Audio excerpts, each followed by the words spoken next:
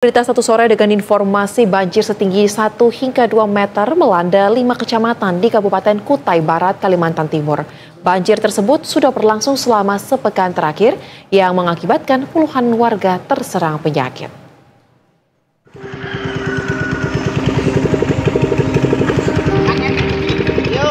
Sudah sepekan banjir setinggi 1 hingga 2 meter melanda 5 kecamatan di Kabupaten Kutai Barat, Kalimantan Timur. Akibat banjir ini, puluhan warga korban banjir mulai mengeluhkan terserang penyakit hipertensi dan gatal-gatal. Polres Kutai Barat pun menggandeng puskesmas setempat untuk mendirikan posko kesehatan gratis bagi warga korban banjir di Kecamatan Muara Lawa. Sejak posko kesehatan ini didirikan di lokasi banjir di Kecamatan Muara Lawa, dalam sehari, posko kesehatan ini bisa melayani hingga 23 orang pasien, yang seluruhnya merupakan warga korban banjir. Layanan pemeriksaan kesehatan gratis di posko kesehatan ini pun buka setiap hari hingga pukul 2 siang. Jadi kalau dari kemarin kebetulan yang terbanyak kemarin ya itu ada 23 pasien, untuk hari ini sih 6 gitu. Cuman kita pelayanan sampai jam 2. Untuk yang paling banyak biasanya tensi tinggi, kemudian gatal, itu yang paling sering sih, sama pusing. Mungkin karena masih tidurnya kurang, bersimpunan dan lain-lain, mungkin itu aja. Pihak kepolisian terus melakukan patroli rutin ke lokasi-lokasi yang terendam banjir cukup dalam untuk memastikan agar bisa segera memberikan pertolongan dengan cepat jika ada masyarakat yang membutuhkan. Sementara itu, banjir yang melanda Kecamatan Muara Lawa ini hingga kini ketinggian banjir telah berangsur surut. Dari yang semula mencapai 1,5 meter, kini sebagian titik mulai menurun hingga menyisakan genangan dengan ketinggian 60 cm hingga 1 meter. Fuad Iqbal, Berita 1, Kabupaten Kutai Barat, Kalimantan Timur. Dan untuk mengetahui informasi lebih lanjut mengenai banjir yang terjadi di Kutai Barat tersebut, pemirsa, kita akan langsung berbincang dengan Bahtiar, Kepala Pelaksana BPBD Kabupaten Kutai Barat. Selamat sore, Pak Bahtiar. Selamat sore, Mbak. Baik, Pak Bahtiar, mungkin pertama-tama bisa disampaikan nih Pak, sebenarnya apa sih Pak yang menyebabkan kondisi banjir di Kutai Barat ini sudah sepekan tidak juga kunjung surut? Baik, Mbak. Memang sesuai prediksi dari BMKG, kita memang mengalami cuaca ekstrim ya, khususnya sampai dengan di bulan April ini, yang dimulai dari bulan Januari dan Februari kemarin dan puncaknya di bulan Maret dan April ini, Mbak. Dan memang di bulan April ini intensitas turun hujan lumayan tinggi lah di Kutai Barat khususnya. Baik, hanya karena persoalan, baik Bapak, ini karena hanya persoalan curah hujan ekstrim yang terus terjadi dan puncaknya di bulan April ini, atau memang karena juga ada permasalahan terkait dengan drainase mungkin, seperti apa? Banjirnya ini kan ada di 2 sungai, Mbak. Yang pertama di bantaran Sungai Mahakam, yang di daerah hulunya itu adalah Kabupaten Mahakam Hulu ya. Dan kalau di sana ada banjir ataupun turun hujan yang tinggi, dan airnya itu nanti akan mengalir ke Kutai Barat.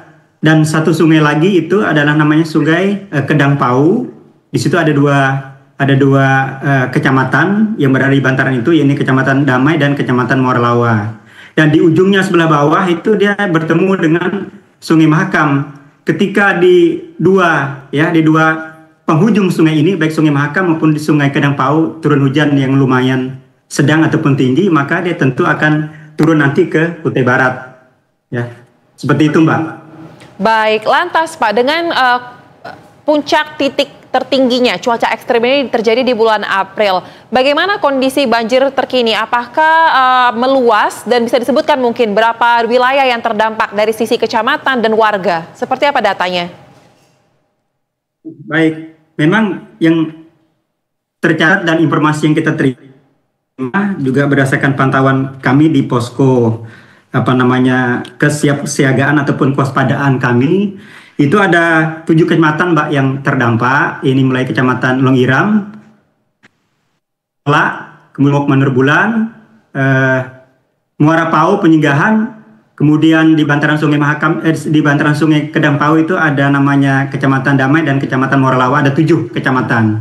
Tetapi pada tadi pagi, bahkan sore hari ini saya sudah berkomunikasi dengan Pak Camat Longiram, itu airnya sudah surut dan hanya ada di di halaman saja, Mbak, seperti itu. Demikian juga di Kecamatan Tering sudah surut. Nah, sekarang airnya sudah turun ke Kecamatan Melak dan ke Kecamatan Muarapau dan penyegahan. Tapi informasi dari penyegahan kami masih belum mendapatkan sampai dengan sore ini kalau terjadinya peningkatan ataupun tidak, seperti itu. Tetapi di Kecamatan Moralawa sore ini ada sedikit peningkatan, Mbak. Tapi syukurnya di Trans Kalimantan itu masih bisa dilalui oleh kendaraan, seperti itu. Baik, lantas Pak, karena kondisinya masih dalam situasi siap siaga, apa yang langkah yang dilakukan menjadi fokus BPBD saat ini dan bagaimana kondisi dari para pengungsi? Baik, kami sudah berkoordinasi dengan pihak kecamatan dan juga unsur muspida di masing-masing kecamatan dan sudah didirikan posko.